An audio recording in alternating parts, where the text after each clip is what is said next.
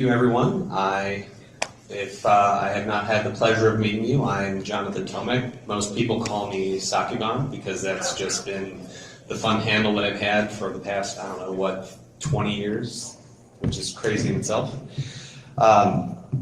So Michael asked me to speak on anything other than what anybody else is presenting. So I have had an interest in ham radio for a few years, and I'm going to try to do a few things for you. If I'm not sure how many hams there are in this room, but hopefully I can inspire you to become a ham. If not, encourage you to do actually something really good with you having your license.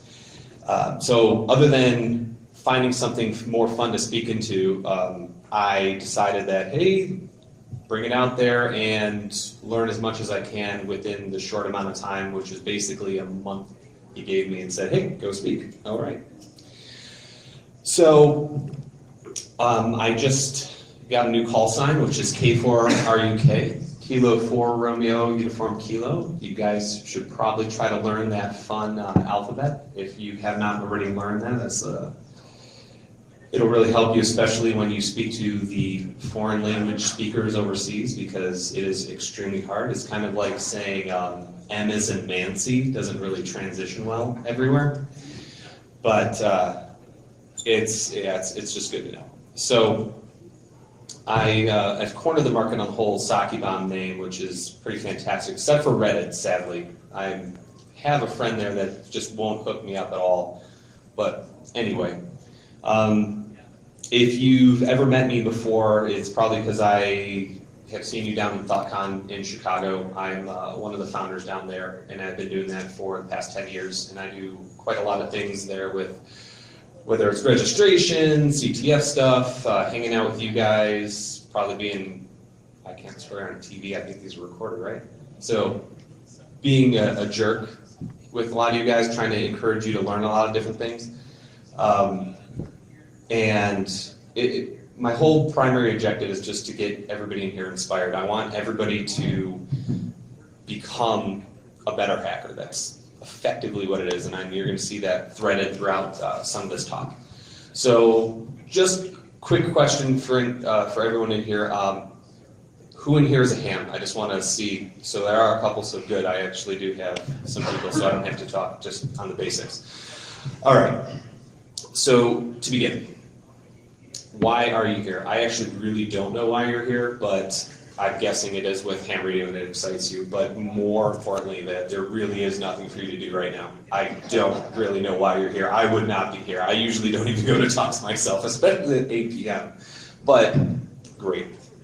But I think this is probably one of the biggest things here is hams are, especially hackers, we're not really community driven as much as we possibly could be. And it's kind of funny because there's people in ham radio, like all the Elmers, all the people that have been doing it for a long time, which is a much older crew, and you have the hackers over here, but that fine sliver down the middle is even smaller than you could imagine. And I do have a couple places that I can help you guys get into to get more involved, because of all the different hacker groups, I think we are probably the most encouraging of everyone that wants to help and will not shame you for not knowing things. I mean, that's most of the hacker community for sure, but absolutely the ham community, just because it's the biggest and booming. So again, I'm here. I want to inspire you and give you something to be passionate about, because that is the biggest thing that I've noticed just throughout my entire time of whether it's presenting or being out in the real world with my normal job, that you very rarely find somebody that's so passionate about doing any hobby. And if I could just give you this much of it, I will feel like I got my job done, and that's the best. So, just for those that are not hams in here, and I'll try to ramp up slowly by the end for those that are hams. Some of the reasons that I personally am a ham is I'm this weird survivalist. I'm a Marine, and I've had to go through several fun experiences and episodes where having a radio and knowing how to use a radio is very, very useful. But also living in DC, we've had some major instances where if you did not have a radio skill, you probably were having a very, very scary time. So we had, other than 9/11, which I'm sure many of you all know about, they cut all the cell phones and nobody was even allowed to communicate out.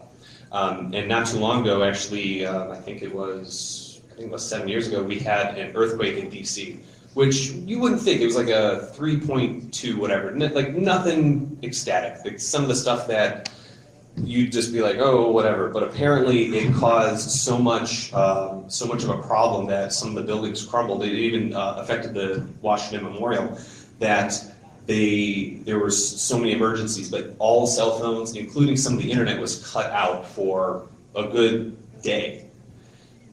Nobody communicated. It was actually a crazy pandemonium, especially in DC of all places, that you couldn't like this is the one city you do not want to ever get stuck in, ever, because people are so on edge. It's East Coast, it's like hypertension, traffic, like jams, whatever. But my God, did having a radio like save the day for like, I felt like the biggest thing lifted, because I was talking to my neighbors about it. They were like, I couldn't even get a hold of my kids, didn't even know where they were at school because school's closed, all the different things. So if that's enough to get you going, please do it. It's really, really cool to do.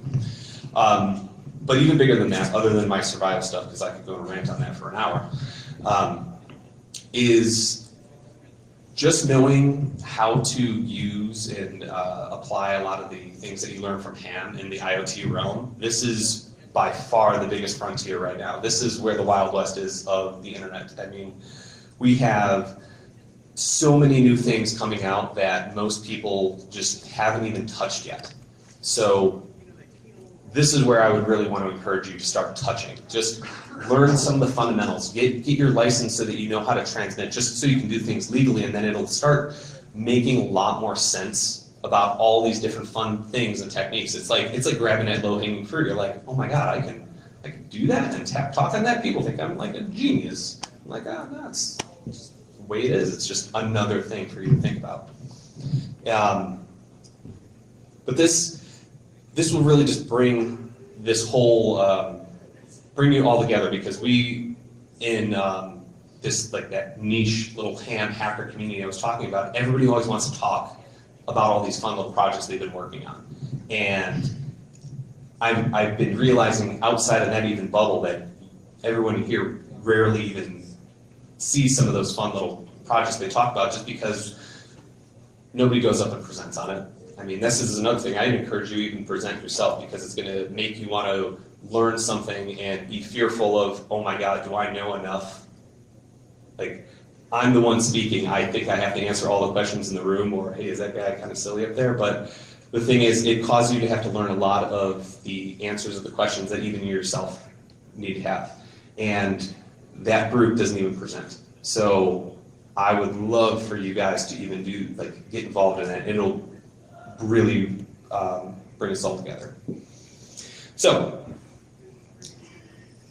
the big things with getting really, really involved, just pick a simple project. This is why I'm trying to inspire you. I have got a couple of them listed right after this, but with that project, it's going to give you enough of something that you've always wanted to do. Whether it's working with some of the most basic technologies, I mean, you need to have something that's going to drive you forward. And this has been every which way in just your typical hacker lifestyle anyway. I mean, I don't know what got you into even being here, but something made you passionate to say, hey, I'm going to go to CypherCon and be here today because there's something I want to learn. That's how you get better at everything. So just find a simple project. If you don't have one, or you're just even a little bit interested, I'll be happy to start you. CTFs are probably the best way to do that. So it helps you start really, really small and work your way up, and then say, you know what, I really just want to work on this project, and it'll really, really enhance your knowledge set.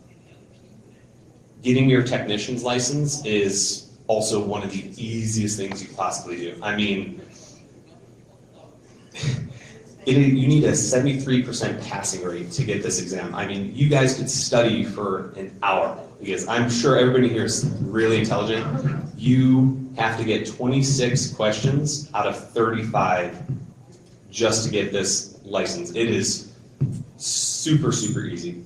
And that's your first step. I mean, once you get that, I mean, you can start playing and talking on the radio legally. That's any band that is, it's a restricted band for you, but it gets you one step outside of just listening to like the police scanners going, oh, hey, this stuff is whoop-de-doo, cool, I can hear a police officer. But it really opens up your world, and that's that first step that actually gets you like really excited and really gets you going. It's kind of like that feeling you get after you watch like Hackers. You're like, damn, what the hell am I doing? I'm like wasting my life. Why am I like just sitting here when I can totally like be making a guy look dead? I mean, this is simple fundamental steps. Then get your radio. I mean, this is people. It can be an extremely expensive hobby. Yes, I totally like. If you don't know, every hobby that we have is probably really expensive. So. With ham, you can actually start fairly cheap with, I mean, there's a lot of direction here. A lot of the group would be willing to sell you old gear, or you can start with an SDR. You can have some of these fancy things like this Lime SDR, which can literally intercept cell phones and do video and play with it. It's pretty badass. Or you can get this like an RTL SDR, which is like a $10 little Chinese doohickey that you could plug in and start intercepting and transmitting, but it does not, it's not perfect, don't get me wrong. But nonetheless, there's a lot of really cool projects you can do with it. So that's your, like that next step. And then finally, just getting in this community. And I would love for you to look at the slides itself, because in here, I could probably be clicking on it, but I'm not gonna. There's 2 Discord groups that are full of that sliver of hackers that are also hands that I was talking about, and surprisingly, there's it's a global community. Like some people from Japan, lots from the U.S., but all over, and they are all willing to really help you with everything that you want to do. So, with that being said, so some of the things that we've all talked about in the group, as well as some of the projects that I wanted to do, are listed up here, and hopefully you guys will see how like actually simple this stuff is. So working with a satellite, everybody's like, how badass is that? Oh yeah, I talk to sats all the time. Yeah, like, does that not sound cool? I mean, I think that sounds cool. I mean, my wife thinks I'm an absolute freaking geek, but she's like, yeah, my husband's smart. He's playing with satellites. It's literally no different than like talking to some of these the repeaters. I mean, it's like using a cell phone, except with the repeater towers, but you're just doing it with the radio. But some of the really, really cool things you can do with just working with satellites is you can start downloading a lot of imagery. You can work with a lot of the free ones that are out there. Universities launch them. They're like CubeSat programs, and it's a huge world. I mean, there's parts where you can sell, they sell time that you can even download imagery of fun locations. And this is kind of a fun fact that I don't know if you guys know is, I guess it's legal, but it's pseudo-legal. There's groups that will sell you imagery time to take pictures of any place on the world for very, very, very low amounts of money. And we're talking like, I don't know, like $10. And there's places that our government doesn't want you to take pictures of, but you kind of have to play with your hand to be able to know how to do that stuff. So I'm just letting you know that those options are out there. If you are really interested in, say, I don't know, nuclear silos in China or anyway. So it's fun stuff to do, and I highly encourage it. I included some of the links on here so you guys can see some of the programs and how to use like a satellite tracking program. It's really, really basic. Sadly, some things are really, really Windows reliant, and I hate to say that, but that's just because the community is involved that way. But virtual machines all the way, it's totally okay. A lot of stuff is also Linux based. There's a lot of really cool programs that are free you can use, but anyway. Next, this is probably one of the biggest ones that actually gets a lot of people kind of annoyed in the ham community, which is digital modes, because is it really radio if you're using it through the internet?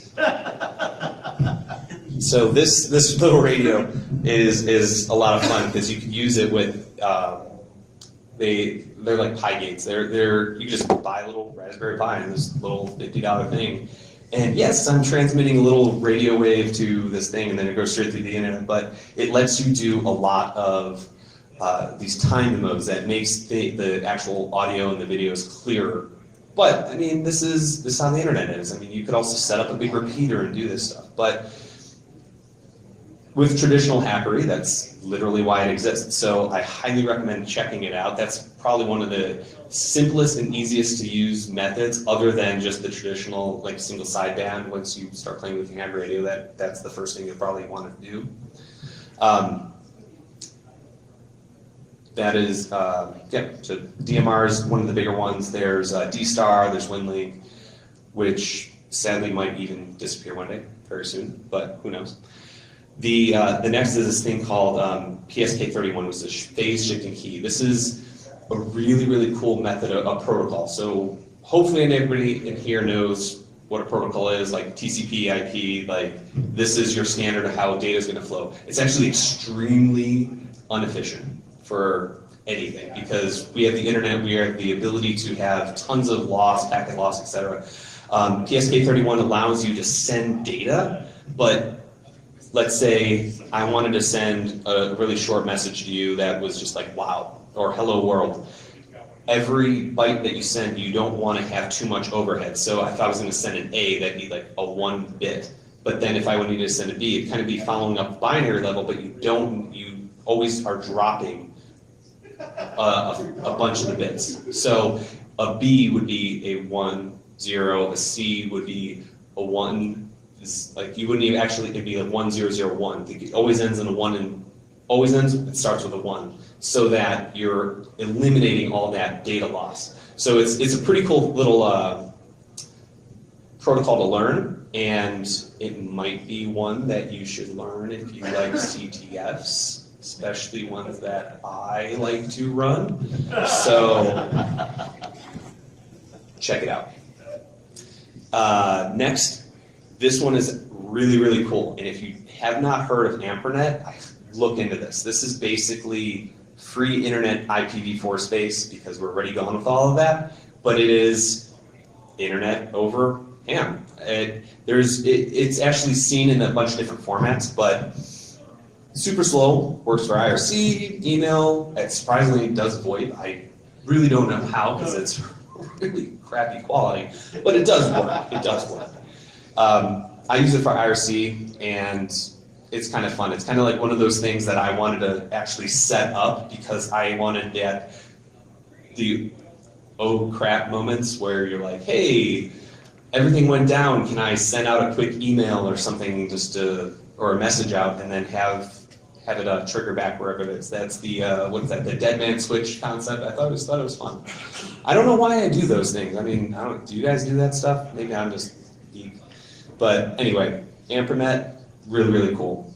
And within AmperNet, there's really big communities that use. If you have anybody in here who's used Ubiquity, like they'll actually replace the firmware completely and start this massive like network. Like there's a big one up like in the Seattle area.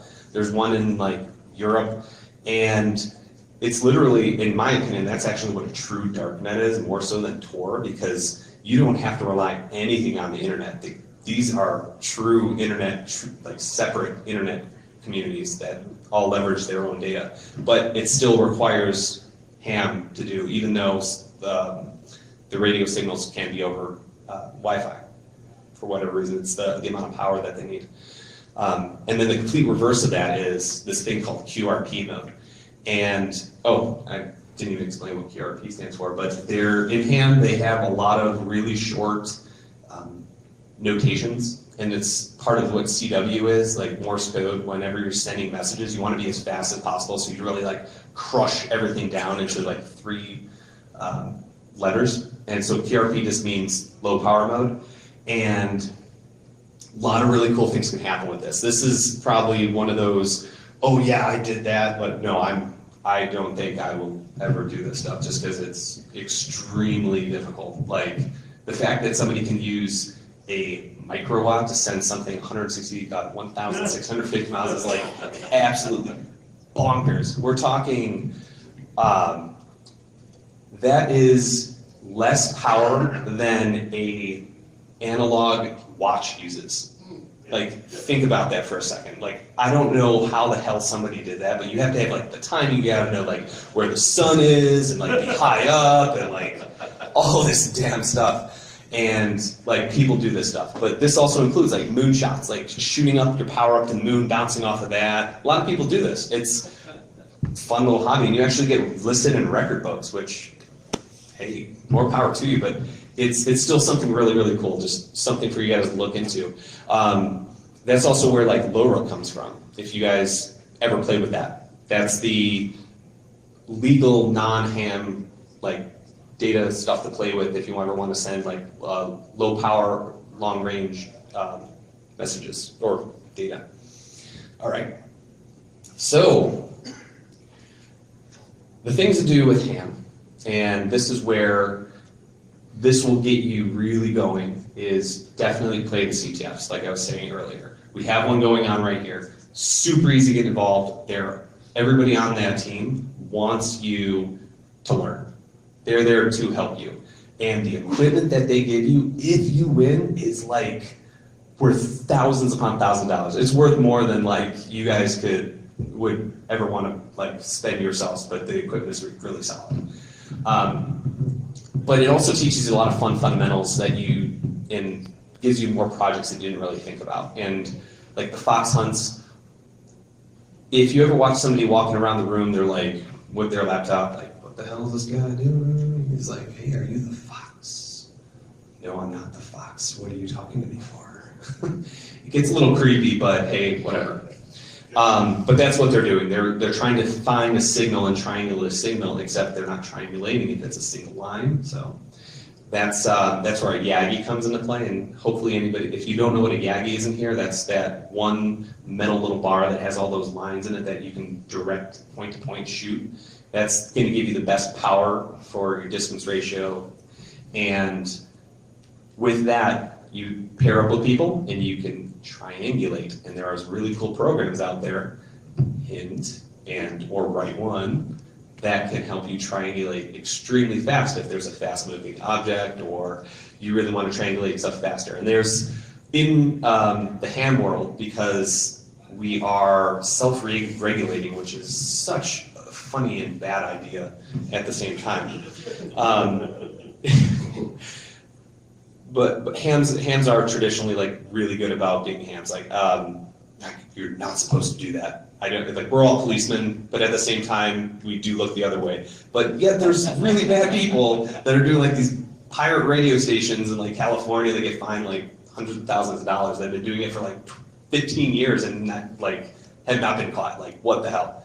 But hey, what's that saying? It's keeping honest people honest. Hams are like the most honest of people. I don't know why, but the why I was going with that is within that self-policing group, there's volunteers that do these fox hunts for people that are breaking the ham code of, they're breaking actual violations, doing too much power, like you can't go over 1,500 watts, which is a lot anyway. That's like, that would give you a headache just to walk back.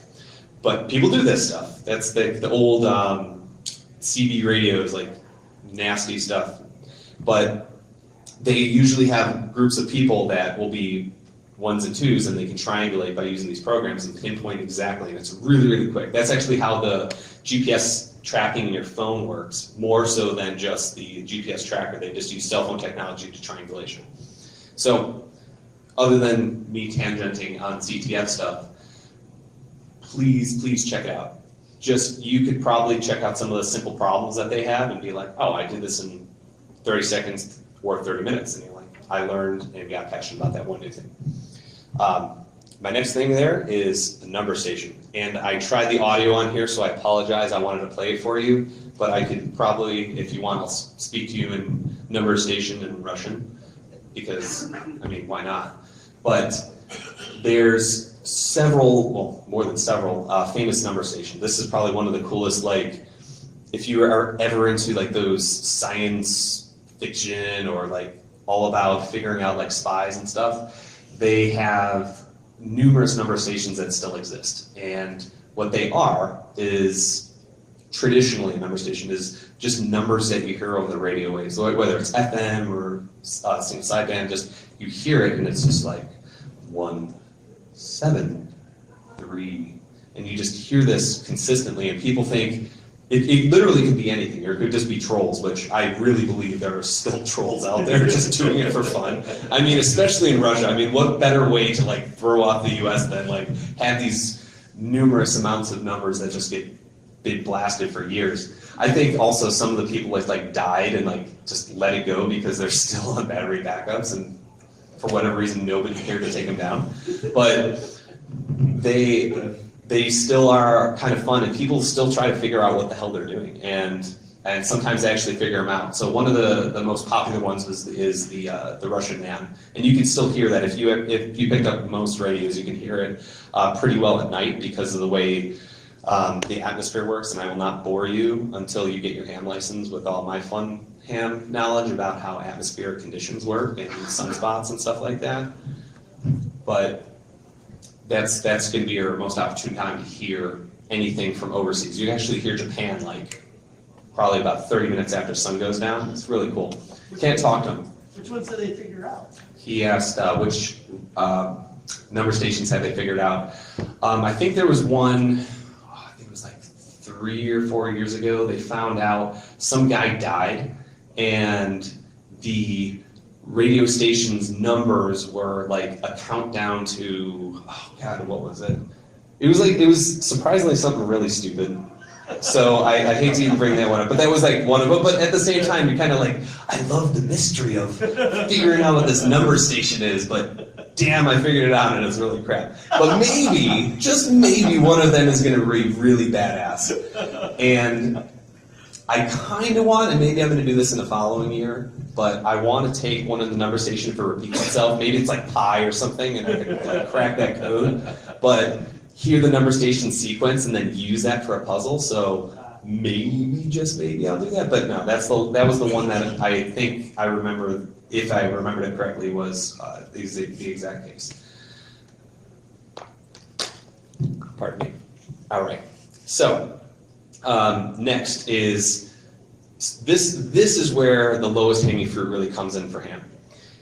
If you have not had an opportunity to see Open Sesame by Sammy, really probably one of the best hacking inspirational videos that you'll see in the past 10 years, hands down. He took, I think it was his sister's or his daughter's old little like speak and spell toy, and was able to make it open up any garage door. Any garage door. And the work through, the process to how he figured that out was just freaking badass. And just to give you a little like flow on this, he just listened to the frequency, and you can figure out, hey, I can send these bits and bytes. So he just cloned his the garage door opener, the first one, and then he's like, okay, well, let's figure out the protocol. Okay, I got the protocol down.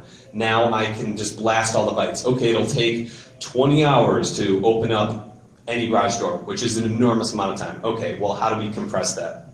We'll figure out all of the exact number of bytes. Okay, well, that hastened it up, but then he ends up figuring out all the way down to the bare bones of it, that there's this really cool mathematical formula that somebody recommended to him that's like way smarter than all of us in this room, that's like super over there. Figured out that airwaves are kind of like this receive all, that similar to how you can do like MAC spoofing on Wi-Fi, where you can have 2 or more of the same MAC addresses on a Wi-Fi network because it doesn't know how to connect to the specific device and still communicate. It's similar for that of garage doors, it's just always listening, waiting for the exact right bytes. So let's say I was gonna send, the opening code was like 1110 or whatever it was.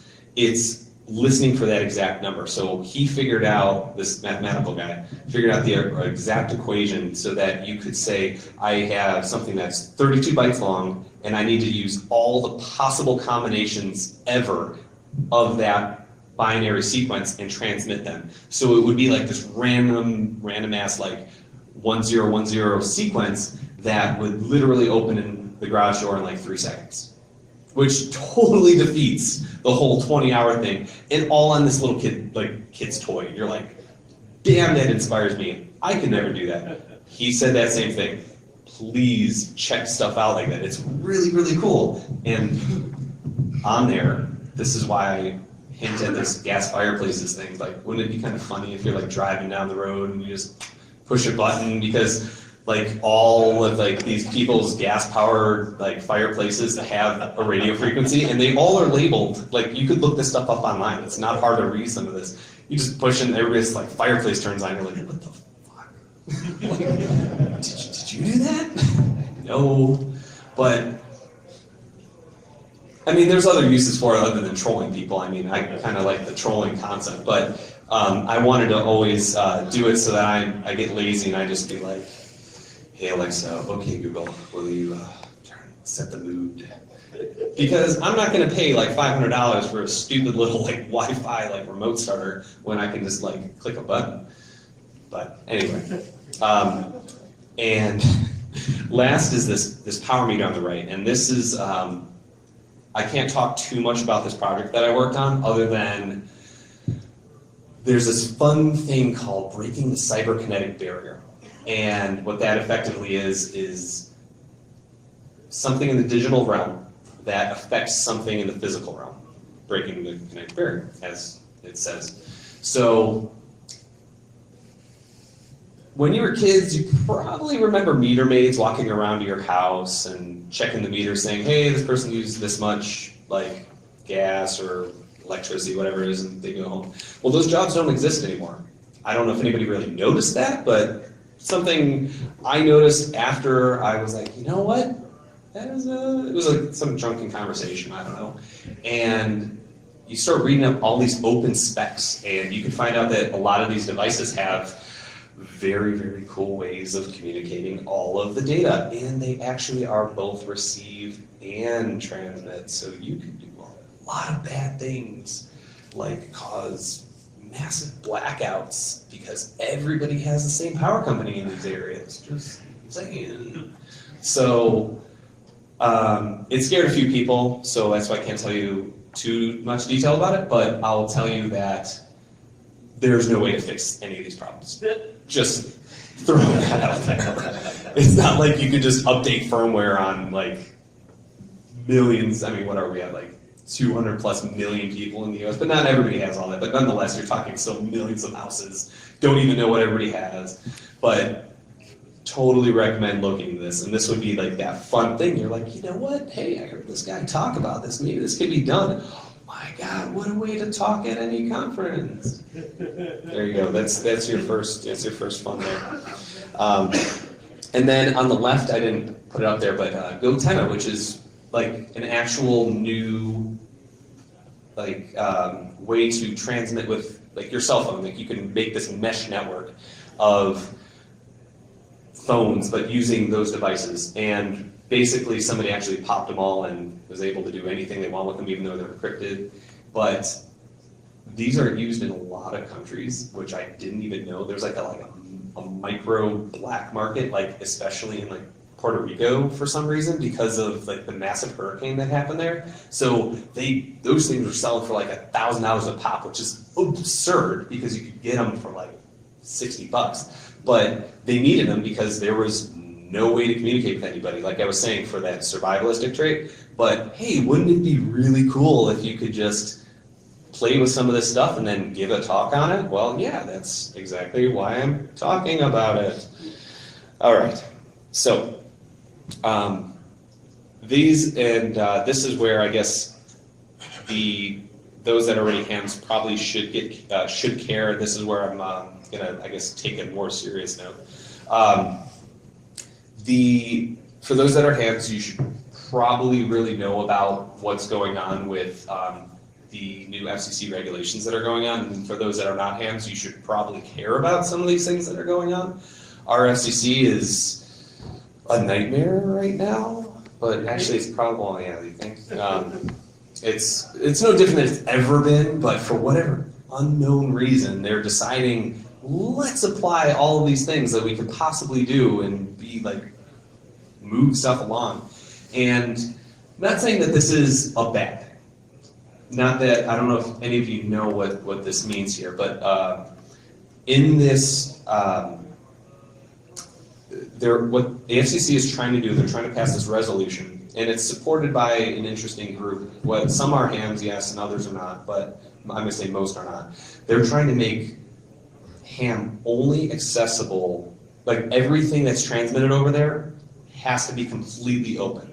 And this is, I know that's not, you're like, oh yeah, open source, like whatever's fine. It actually is way, way more ridiculous than that. It means like, you cannot use like PSK31. Like, why? Like, do you not understand it? It's like, you can't use Bitcoin because I don't understand it.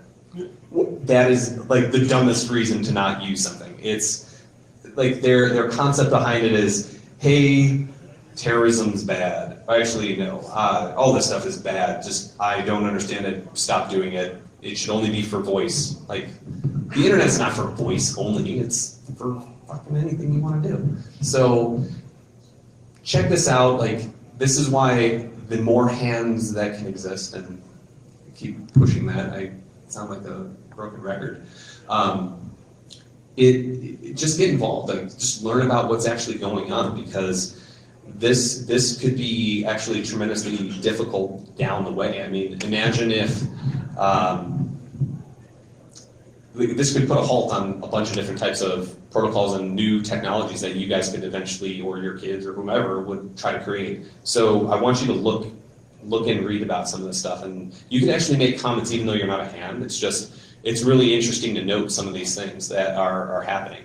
So I can only imagine if they're trying to do this in an area that most people are, like, obviously it's amateur, you're not getting paid, but it's a small enough market space that most people are not going to like have too much of an impact. But imagine if this is going to happen, like, not going to say the net neutrality thing because that's a whole nother realm, but imagine if they passed something here, but it was just that one more step into affecting the rest of it. Like, oh hey, but we started doing it over in this realm, why aren't we doing it over here? Because the law is already this way. That's the sort of thing that's going to happen. So that's why I want some of you guys to look into this stuff.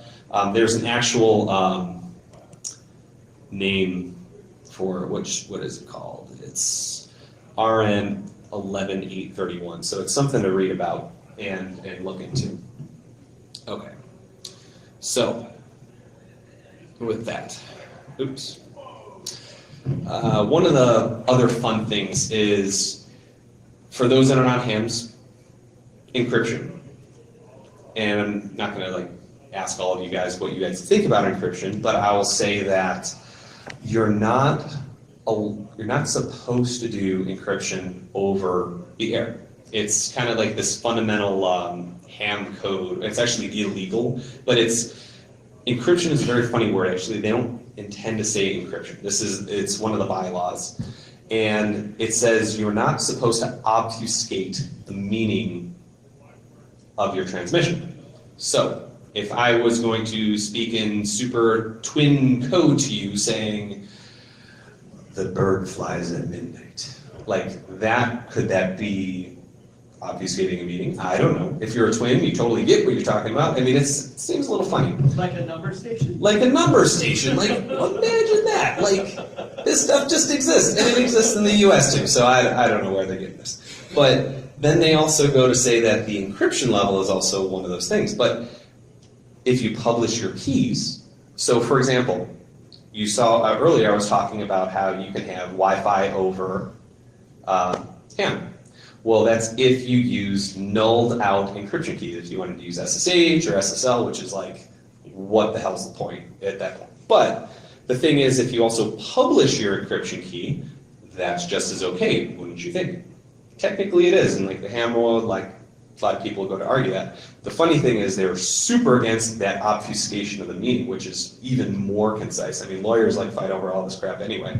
But with that being said, there's the next bit, which is if I have a special repeater anywhere and you wanted to speak with it and transmit because that's something you're allowed to do as a ham and make it open to everybody else, how do I communicate with that remote device if it's in the mountains securely so that nobody knows, or so nobody like breaks into it and does whatever they want with it? You have to do encryption, wouldn't you think? So that's actually one of those really like broad gray lines that a lot of hams like tend to like abide by, that you can remote in encryptedly to this device, but everything else has to be completely open and you're not allowed to like talk and code with your friends. Anyway. So if you want to disagree with me, I would love to have a debate with you because I think that's kind of like how I roll with it. But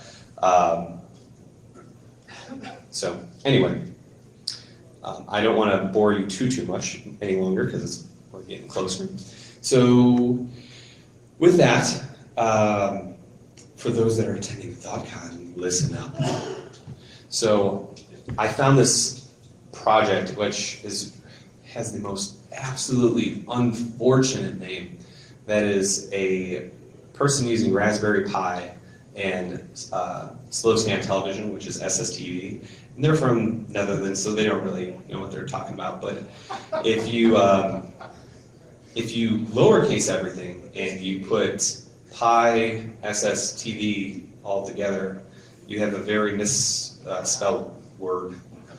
And it's a fun little project that I'd like you to check out. Yeah.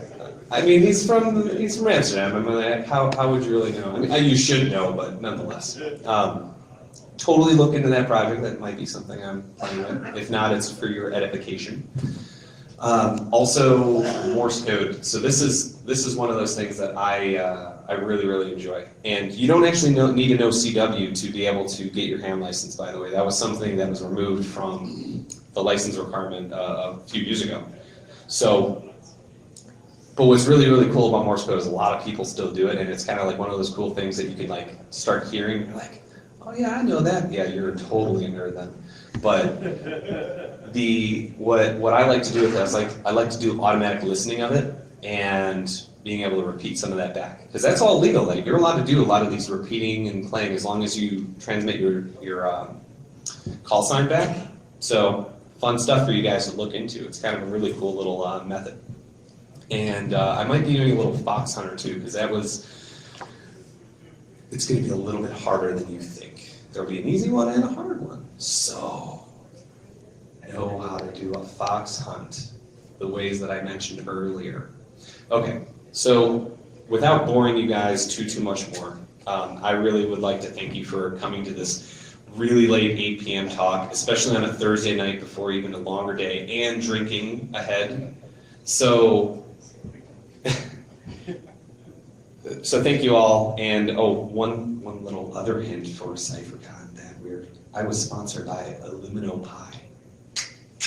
Okay, that doesn't mean anything to anybody here, so don't worry about it. You'll figure it out later. Okay, so on that note, I'm going to say thank you very much for attending, and I'm going to stay up here for questions, or I'll be happy to stand up here if you have any questions. If you just want to dialogue about how much you disagree with me, or I'm boring, or some other fun things, and maybe I'll give you a couple other projects, feel free to go or come up, whatever you want to do. Just thank you. Thank you, guys.